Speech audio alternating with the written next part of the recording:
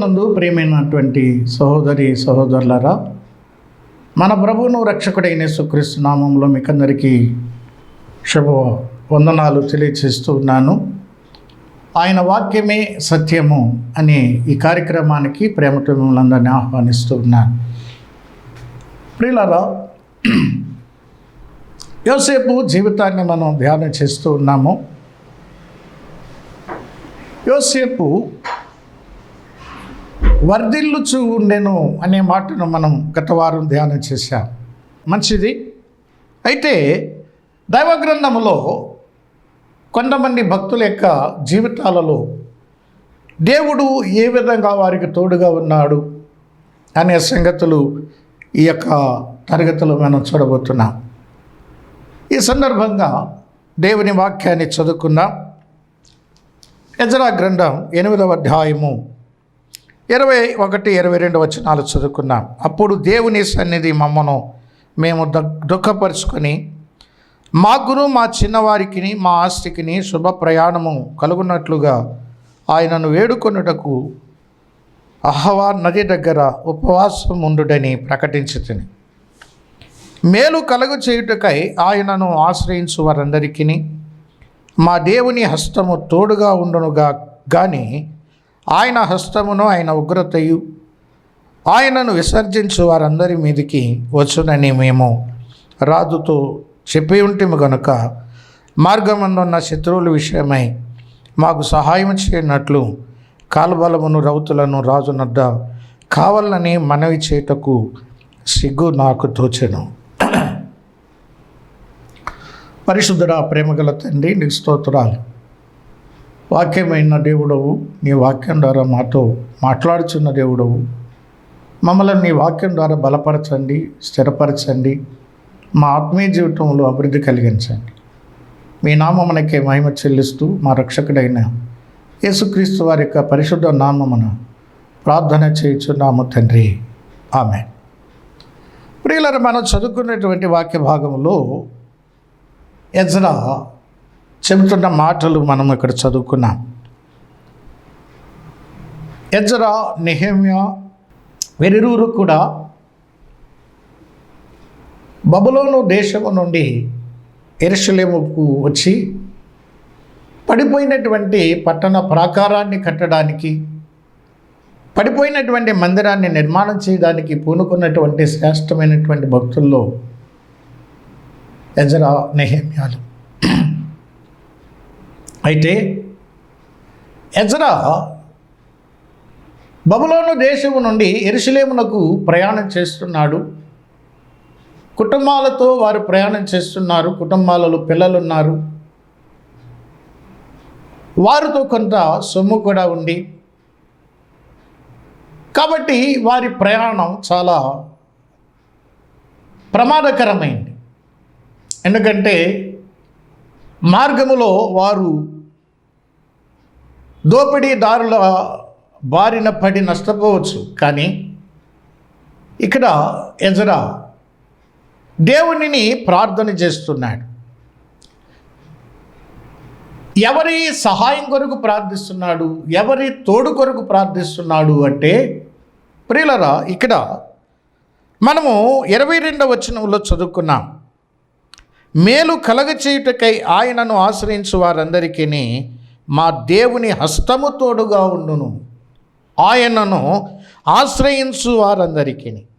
ప్రియులారా, గమనించండి, దేవుని హస్తము ఎవరికి తోడుగా ఉంటుంది? దేవుని యొక్క సహాయము ఎవరికి తోడుగా ఉంటుంది? దేవుడు ఎవరికి తోడుగా ఉంటాడు అంటే, ప్రియులారా, ఇక్కడ గమనించండి, వీరు ఉపవాసం ఉండి దేవుని సన్నిధిలో తమను తాము దుఃఖపరుచుకుని వారు ప్రార్థన చేశారు. ఎందుకంటే వారు చేసేటువంటి ప్రయాణం చాలా ప్రమాదకరమైనది. ఎంతో బాధ్యతతో, భారంతో కూడుకున్నటువంటి ప్రయాణం. వారికి ముందు గొప్ప కార్యం, దైవ కార్యం ఉంది. ఆ కార్యము నిమిత్తమై వారు బయలుదేరి ప్రయాణం చేస్తున్నారు. అయితే దైవ కార్యమే కదా అని చెప్పి వారు ప్రార్థన నిర్లక్ష్యం చేయలేదు. ప్రియులారా, మామూలుగా వారు ప్రార్థించలేదు. వారు దుఃఖపరుచుకుని ఉపవాసం ఉండి వారందరూ కూడా దేవుని సన్నిధిలో వారు ప్రార్థన చేశారు. దేవుని సన్నిధిలో వారు ప్రార్థన చేశారు. దేని కొరకు అంటే ఆయన తోడు కొరకు వారు ప్రార్థన చేశారు. ప్రియులారా, ఇక్కడ మనం చదువుకున్నటువంటి వాక్య భాగంలో మనం గమనించవలసినటువంటి ఒక ప్రాముఖ్యమైన మాట ఏంటంటే, మేలు కలగ చేయుటకై ఆయనను ఆశ్రయించువారు. దేవుణ్ణి ఆశ్రయిస్తే దేవుడు మనకు మేలు చేస్తాడు. దేవుణ్ణి ఆశ్రయిస్తే దేవుడు మనకు తోడుగా ఉంటాడు. దేవుణ్ణి ఆశ్రయిస్తే దేవుని కరుణాహస్తం మనకు తోడుగా ఉంటుంది. ఎంతగా దేవుణ్ణి వారు ఆశ్రయించారు అంటే, ఎంతగా వారు దేవుని మీద ఆధారపడ్డారు అని అంటే, ప్రియులారా, ఎజ్రా రాజు సముఖములో ఒక గొప్ప ఉద్యోగి. ఎజ్రా రాజుని అడిగితే ఏది కాదనకుండా ఇచ్చేటువంటి స్థితిలో ఎజ్రా ఉన్నాడు. కానీ ఎజ్రా పలికినటువంటి మాట మనం ఇక్కడ గమనిద్దాం. చూడండి, ఎజ్రా గ్రంథం 8వ అధ్యాయము 22వ వచనము చూడండి. మేలు కలగ చేయుటకై ఆయనను ఆశ్రయించు వారందరికీ మా దేవుని హస్తము తోడుగా ఉండును గాని ఆయన హస్తమును ఆయన ఉగ్రతయు ఆయనను విసర్జించు వారందరి మీదికి వచ్చునని మేము రాజుతో చెప్పి ఉంటిమి గనుక. ప్రియులారా, వీరు రాజు దగ్గర తాము నమ్ముకున్నటువంటి దేవుని గురించి చాలా గొప్పగా చెప్పారు. ఏమని చెప్పారు? అయ్యా రాజా, మా దేవుణ్ణి గనక మేము ఆశ్రయిస్తే మాకు మేలు చేయడానికి మా దేవుని యొక్క కరుణాహస్తం మాకు తోడుగా ఉంటుంది. ఎవరైతే దేవుణ్ణి విసర్జిస్తారో వారికి ఆయన హస్తం విరోధంగా ఉండి ఆయన ఉగ్రత వారి మీదకి వస్తుంది. ఇది మా దేవుని యొక్క గొప్పతనం అని రాజుతో చెప్పారు. కాబట్టి ఇప్పుడు రాజుని సహాయం అడగడానికి సిగ్గు అనిపించింది.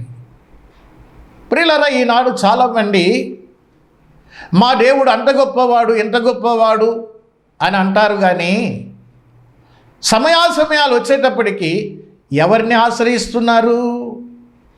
ఎవరి మీద ఆధారపడుతున్నారు? ఎవరి దగ్గరికి వెళుతున్నారు సహాయం కొరకు? దేవుడు గొప్పవాడని చెప్తావు, ఆ గొప్ప దేవుని విడిచిపెట్టి పనికిమాలినటువంటి మానవుల సహాయాన్ని కోరుకోవడానికి వెళ్తున్నావు. బుద్ధి లేదు నీకు, నీకు సిగ్గు లేదు. సిగ్గు మాలినటువంటి జనాంగమా, ఆలోచన చేయండి.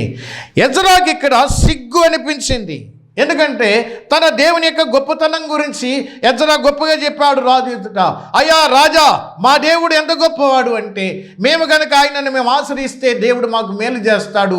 మా మేలు కొరకు ఆయన కరుణ హస్తాన్ని మాకు తోడుగా ఉంచుతాడు. రాజా, మా దేవుడు అంత గొప్పవాడు అని చెప్పినటువంటి ఎజ్రా రాజు దగ్గరికి వెళ్ళి రౌతులను కానీ కాల్బలం కానీ సైనికులను కానీ కోరడానికి సిగ్గు అనిపించింది. నీకు సిగ్గు అనిపించట్లేదు, సిగ్గు మాలిన వాడువు నువ్వు. దేవుడు గొప్పవాడంటావు, మనుషుల్ని ఆశ్రయిస్తావు, అధికారులను ఆశ్రయిస్తావు,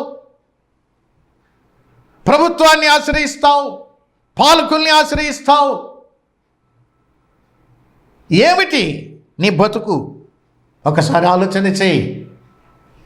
సిగ్గు అనిపించింది, సిగ్గు అనిపించింది ఎజ్రాకి. అందుకని రాజుని శత్రువుల విషయమే మాకు సహాయం చేయనట్లు కాల్బలాన్ని కానీ రౌతులు కానీ రాజు నద్ద కావాలని మేము మనవి చేయలేదు. నీ అవసరాల కొరకు ఎవరికి మనవి చేస్తున్నావు? నీ అక్కర్ల కొరకు ఎవరికి మనవి చేస్తున్నావు? ఎవరికి అప్లై చేస్తున్నావు? ఎవరికి దరఖాస్తు పెడుతున్నావు? ఒకసారి ఆలోచన చేయి. నీకు సిగ్గు ఉందా? దేవుడు ఎవరికి తోడుగా ఉంటాడు అంటే, దేవుని కరుణాహస్తం ఎవరికి తోడుగా ఉంటుందంటే దేవుని మీద ఆధారపడిన వారికి.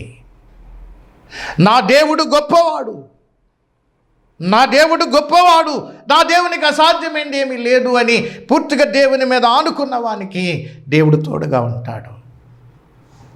అనగానే అపొస్తలుడైనటువంటి పౌలు తిమోతికి రాసిన 2వ పత్రికలో 3వ అధ్యాయంలో చెప్పాడు, పైకి భక్తి గలవారే కానీ దేవుని శక్తిని ఆశ్రయించని సిగ్గుమాలిన జనాంగం. పైకి భక్తులే కానీ దేవుని శక్తిని ఆశ్రయించడం చేత కాని వారు. దేవుని కంటే ఇతరులను ఎక్కువగా చేసి వారిని ఆశ్రయించేటువంటి సిగ్గుమాలిన జనాంగం. ఎప్పటికైనా బుద్ధి తెచ్చుకొని దేవుణ్ణి ఆశ్రయించండి. దేవుని ఆశ్రయిస్తే దేవుడు తోడు నీకు ఉంటుంది. దేవుని ఆశ్రయిస్తే దేవుని మీద ఆధారపడితే దేవుని కరుణహస్తం నీకు తోడుగా ఉంటుంది. మరొక మాట మనము దైవ గ్రంథంలో చదువుకుందాం. యెహోషువ గ్రంథం 1వ అధ్యాయం 9వ వాక్యాన్ని మనం చదువుకుందాం. యెహోషువ గ్రంథము 1వ అధ్యాయము 9వ వాక్యం. నేను నీకు ఆజ్ఞ ఇచ్చి ఉన్నాను కదా, నిబ్బరము కలిగి ధైర్యముగా ఉండుము, దిగులు పడకుము, జడియకుము. నీవు నడుచు మార్గమంతటిలో నీ దేవుడనైన యెహోవా నీకు తోడై ఉండును అన్నాడు. ప్రియులారా, ఇదే యెహోషువ గ్రంథం 3వ అధ్యాయము 7వ వచనంలో కూడా అప్పుడు యెహోవా యెహోషువతో ఇట్లనెను, నేను మోషేకు తోడై ఉండునట్లు నీకును తోడై ఉండునని ఇశ్రాయేలులందరూ ఎరుగున్నట్లు నేడు వారి కన్నుల ఎదుట నిన్ను గొప్ప చేయ మొదలు పెట్టెదను అన్నాడు. ఇదే యెహోషువ గ్రంథం 6వ అధ్యాయము 27వ వచనంలో చూడండి. యెహోవా యెహోషువకు తోడై ఉండెను గనుక అతని కీర్తి దేశమందంతటను వ్యాపించెను.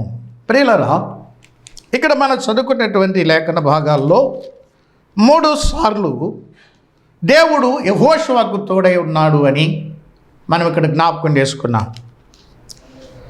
యెహోషువకు దేవుడు తోడుగా ఉన్నాడు కాబట్టి ఇశ్రాయేలు ఎదుట గొప్పవాడయ్యాడు. మాత్రమే కాదు, యెహోషువ యొక్క కీర్తి అంతటా వ్యాపించింది. ఎందుకు? దేవుడు తోడుగా ఉన్నాడు గనక. మాత్రమే కాదు, దేవుడు యెహోషువకు తోడుగా ఉన్నాడు గనక యెహోషువ చేసినటువంటి యుద్ధాలన్నిటిలో కూడా దేవుడు జయం అనుగ్రహించాడు. ప్రియమైన వారలారా, యెహోషువకు దేవుడు తోడుగా ఉన్నాడు గనక యెహోషువ చేసిన యుద్ధాలన్నిటిలో దేవుడు విజయాన్ని ఇచ్చాడు. మాత్రమే కాదు, యెహోషువకు దేవుడు తోడై ఉన్నాడు గనక ఇశ్రాయేలీయుల ఎదుట గొప్పవాడయ్యాడు.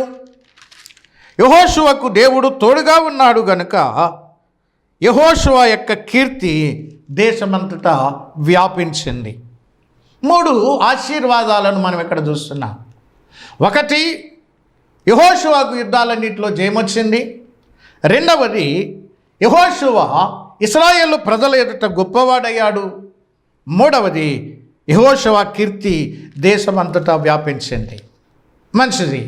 అలాగైతే దేవుడు ఎందుకు యెహోషువకు తోడుగా ఉన్నాడు? ప్రియులారా, దేవుడు ఎందుకు యెహోషువకు తోడుగా ఉన్నాడు? ఎందుకంటే మొట్టమొదటిది ఏంటంటే 5వ వచనంలో, నీవు బ్రతుకు దినములన్నిటిను ఏ మనుషుడును నీ ఎదుట నిలవలేక ఉండును, నేను మోషేకు తోడై ఉండినట్లు నీకును తోడై ఉండును అని దేవుడు వాగ్దానం చేశాడు. ప్రియులారా, దేవుడు వాగ్దానం చేశాడు. వాగ్దానం చేసినటువంటి దేవుడు నమ్మదగిన వాడు గనుక నేను మోషేకు తోడై ఉన్నట్లు నేను కూడా నీకు తోడుగా ఉంటాను.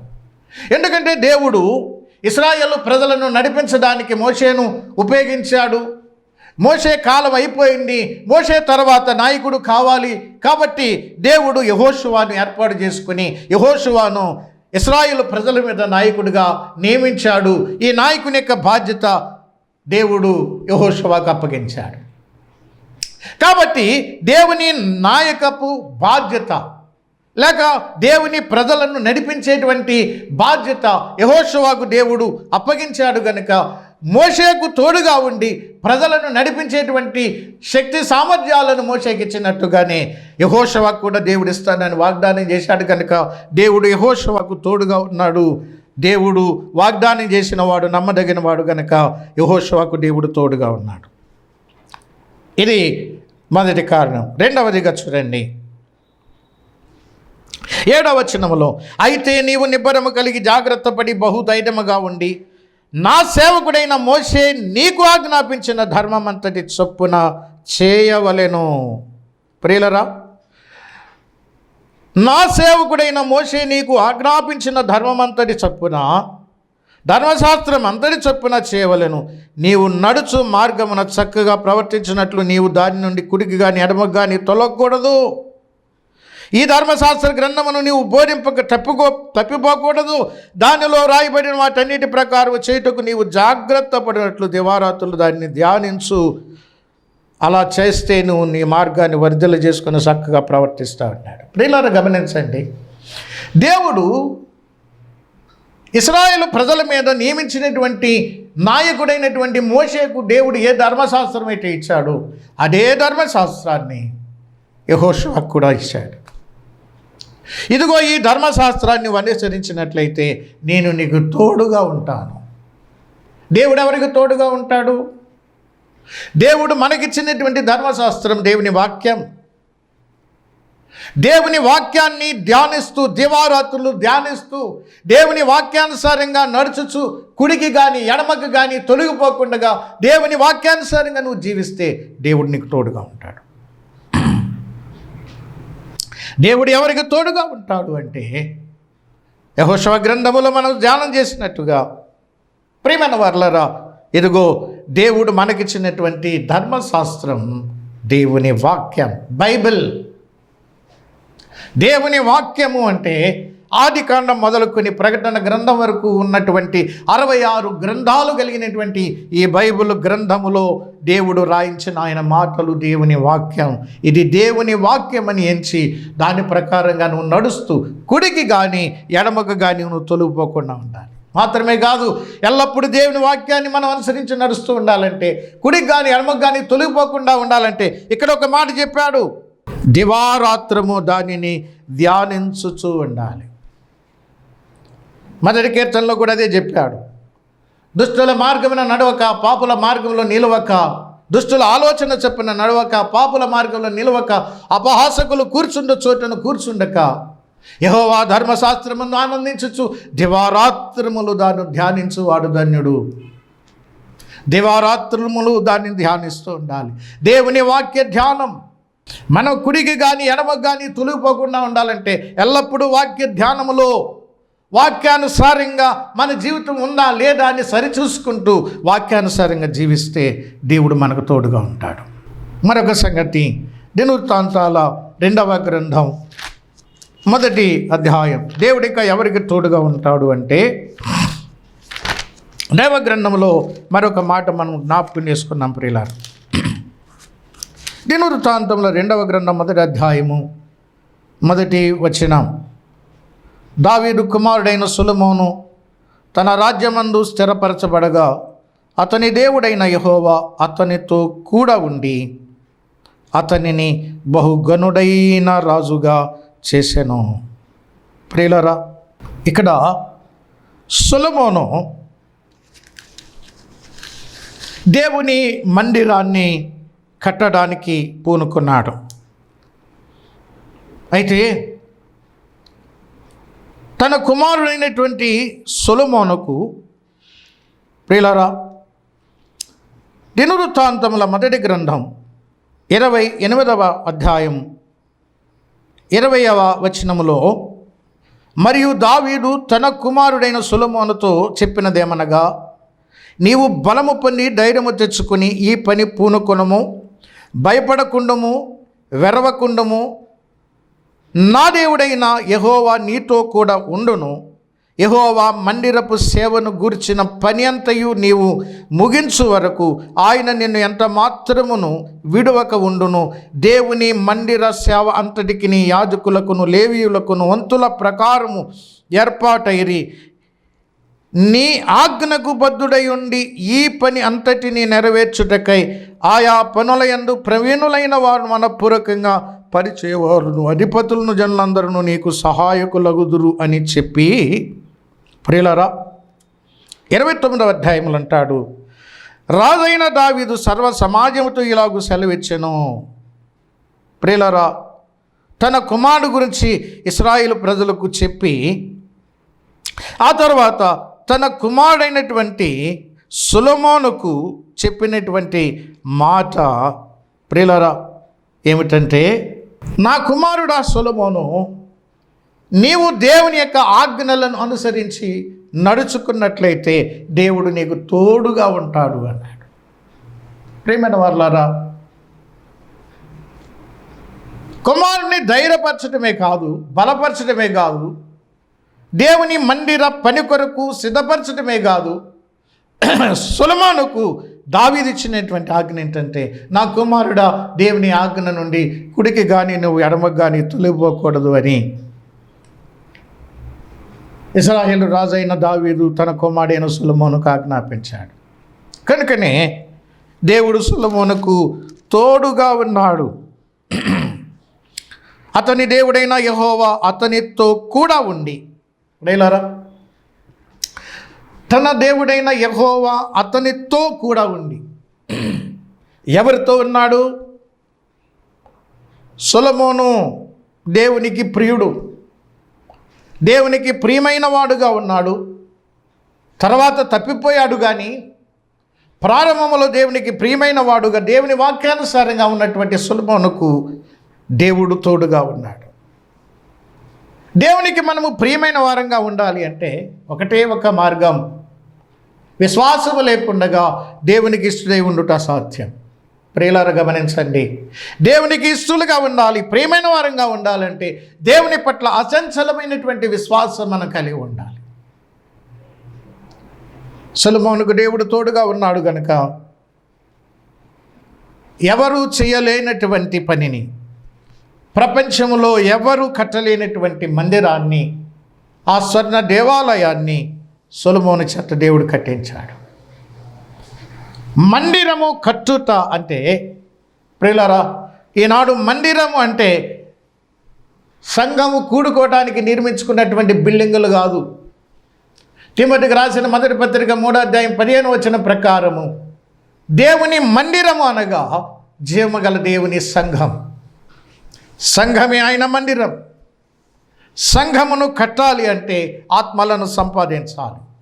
ఆత్మలు సంపాదించాలంటే సువార్త సేవ చేయాలి. ప్రభు వాగ్దానం చేశాడు, మీరు వెళ్ళండి, సర్వజనులకు సువార్త చెప్పండి, అందరినీ నాకు శిష్యులుగా చేయండి, తండ్రి యొక్క ఈ కుమారుని యొక్క ఈ పరిశుద్ధాత్మ యొక్క నామములోనికి వారికి బాప్తిసం ఇచ్చుచు నేను మీకు ఏ ఏ సంగతులు బోధించాను వాటన్నిటినీ వారికి బోధించండి అని ప్రభు చెప్పినటువంటి ఆజ్ఞను పాటిస్తూ విశ్వాసంతో ముందుకు సాగితే దేవుడు సంఘాలు మన చేత కట్టిస్తాడు.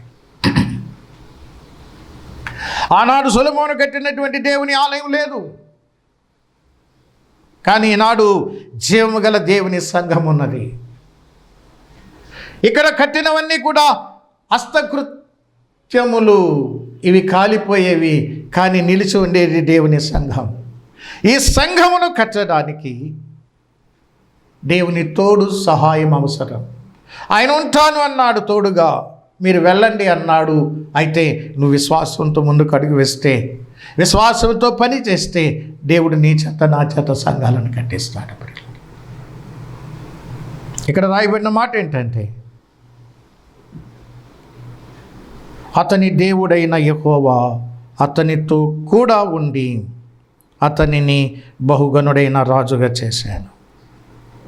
అతనితో కూడా ఉండి, ప్రియులారా, ఈ మాట ఇమ్మానుయేలు అనేటువంటి మాటకు సరిపోతూ ఉంది. దేవుడు మనతో ఉండేవాడు, మనల్ని ఎన్నడూ కూడా విడిచిపెట్టేవాడు కాదు. హెబ్రీ పత్రిక 13వ అధ్యాయంలో అపొస్తలుడైనటువంటి పౌలు ఈ మాట మనకి జ్ఞాపకం చేస్తూ ఉన్నారు. చూడండి ప్రియులారా, హెబ్రీ పత్రిక 13వ అధ్యాయం 5వ వచనములో, నిన్ను ఏమాత్రమును విడువను, నిన్ను ఎన్నడూను ఎడబాయను అని ఆయనే చెప్పాను కదా. కాబట్టి ప్రభువు నాకు సహాయుడు, నేను భయపడను, నరమాత్రుడు నాకేమి చేయగలడు అని మంచి ధైర్యముతో చెప్పగలవారమై ఉన్నాము. ప్రియులారా, వాగ్దానం చేసినటువంటి దేవుడు, నేను ఎన్నడూ ఏమాత్రము నిన్ను విడిచిపెట్టను అన్నాడు. విడువని దేవుడు, ఎడబాయనటువంటి దేవుడు మనతో ఉన్నాడు. ప్రియులారా, అదే స్పృహతో మనము విశ్వాసము కలిగి ముందుకు అడుగు వేస్తే దేవుడు మనకు సహాయం చేస్తాడు. సొలొమోనుకు దేవుడు సహాయం చేశాడు. సొలొమోనుతో దేవుడు ఉన్నాడు. ఎందుకున్నాడు అంటే, సొలొమోను దేవునికి ప్రియుడు. సొలొమోను దేవుని యందు విశ్వాసం ఉంచి దేవుని మందిరాన్ని కట్టబూనుకున్నాడు గనక విశ్వసించినటువంటి సొలొమోనుతో దేవుడు ఉండి ఆ మందిరాన్ని చక్కగా కట్టించాడు. మందిరము దేవుని ఘనత కొరకు కట్టబడింది, కానీ ఆ ఘనతను దేవుడు సొలొమోనుకు కూడా ఇచ్చాడు. ఘనుడుగా ఇక్కడ మనం రాయబడిన మాటలో మనం చూసినట్లయితే అతనితో కూడా ఉండి అతనిని బహు ఘనుడైన రాజుగా చేశాను. దేవుని ఘనత కొరకు, దేవుని మహిమ కొరకు మందిరాన్ని కట్టినటువంటి సొలొమోనును దేవుడు ఘనపరిచాడు. సమూయేలు మొదటి గ్రంథంలో రాయబడినట్లుగా నన్ను ఘనపరచు వారిని నేను ఘనపరుస్తాను అని ప్రభువే చెప్పాడు. ప్రియులారా, దేవుణ్ణి ఘనపరిచాడు. దేవుని యందు విశ్వాసముతో దేవునికి ఘనత తెచ్చేటువంటి మందిరాన్ని ఆయన కట్టాడు. అలాగైతే నువ్వు చేసేటువంటి పని దేవుని మహిమ కొరక, నీ మహిమ కొరక? అలాగైతే నువ్వు చేసే సేవ దేవుని మహిమ కొరక, నీ మహిమ కొరక? ఎవరి ఘనత కొరకు?